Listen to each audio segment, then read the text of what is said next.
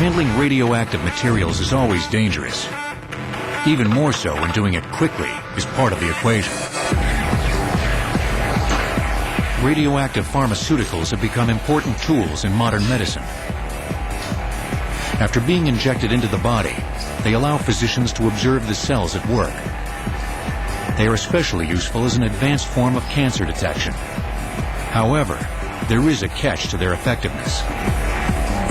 Some of the drugs have a potency lifespan measured only in hours. One of the very short-lived radioactive pharmaceuticals is fluorodeoxyglucose. This material has a half-life of 110 minutes, which means approximately every 2 hours, 50% of the material decays by normal processes. In order to rush the drug to hospitals and pharmacies in distant cities, drug manufacturers like Cardinal Health have turned to air carriers to transport them at high speeds. The success of the air carrier in delivering this radioactive material on time can literally be a matter of life and death to a patient waiting in some faraway city. Yet their transport must always be done with extreme caution. Here, Cardinal Health is creating a new shipment of the short-lived fluorodeoxyglucose, which is also known as FDG. A crucial moment in the process is when the drug is bombarded with radioactive protons in the lab's cyclotron. During the bombardment process, a significant amount of radiation is generated by the proton bombardment. Therefore, we make sure that the vault is sealed and personnel entry is forbidden. All of our workers wear radiation monitoring devices to ensure that we monitor at all times exposures and exposure histories. From this moment on, the drug is synthesized into a hazardous material, or HazMat, and is treated accordingly.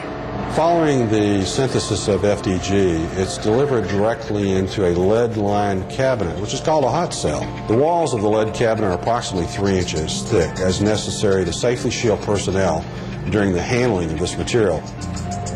We use remote manipulators, devices that allow the handling of the product from outside the hot cell.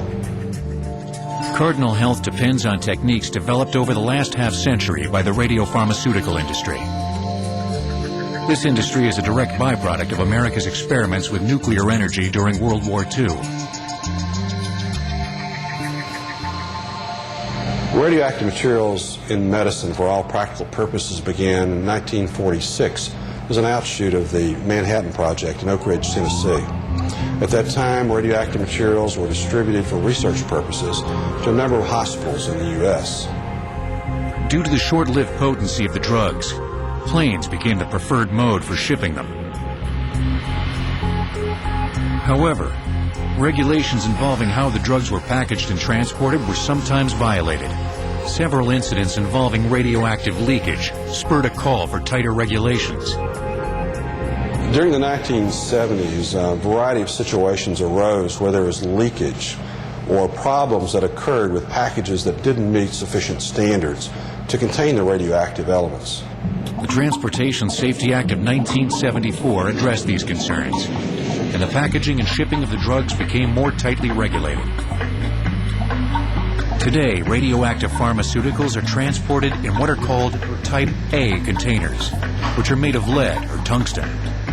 The Type A container is tested pursuant to government requirements to ensure the integrity of the product in drop test, puncture resistance, and other forms of damage that might routinely be expected to incur during shipment.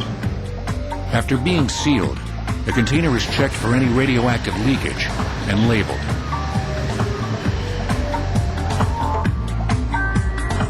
Next, it's placed in a special metal box called an ammo can. It's basically a container that's used by military, in prior use that is, to contain ammunition. Because these containers stand up well to the rigors of transportation, they've also been applied to the manner in which radioactive materials are often shipped today. The canisters are given one last radiation check. Just 10 minutes after coming out of the hot cell, the pharmaceuticals are handed over to a driver for AirNet, a Columbus, Ohio-based Air Express company.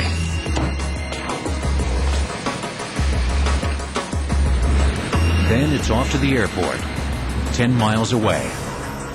AirNet operates a fleet of Lear jets to speed their cargoes as quickly as possible. Our system is built for speed. The backbone of our national air system is the Lear 35. It's a very dependable, fast aircraft. It's perfectly suited for the customer base that we serve. Although traditional air carriers also carry radiopharmaceuticals, AirNet has found its niche in the air cargo business through specialization in the field. The company handles quite a bit of dangerous goods, hazardous material, including the transportation of radioactive product, medicine, radiopharmaceuticals. Because of its specially trained staff, AirNet can handle larger quantities of radioactive goods than traditional carriers. We set out on a 9-month process to prepare our company with function-specific training to allow our handlers, pilots, loaders the experience to be experts in this industry. And we carry more time-critical radiopharmaceuticals than anyone else in the industry. Once at the AirNet facility, the drugs are sent through a check-in procedure designed for efficiency and speed. The shipment is reviewed to ensure that the packaging is in good condition, that all documentation has been completed. Next, they're weighed. Finally, they're rushed to the plane. The sense of urgency is so great during the process that AirNet employees often run through their duties. During our process, we expect all components to be done expeditiously and safely. On the plane, the drugs are secured in the cargo hold. The radioactive level of material in the aircraft is carefully monitored before takeoff to ensure that there are no issues.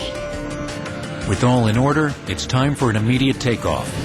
It's been just 30 minutes since the drugs were manufactured.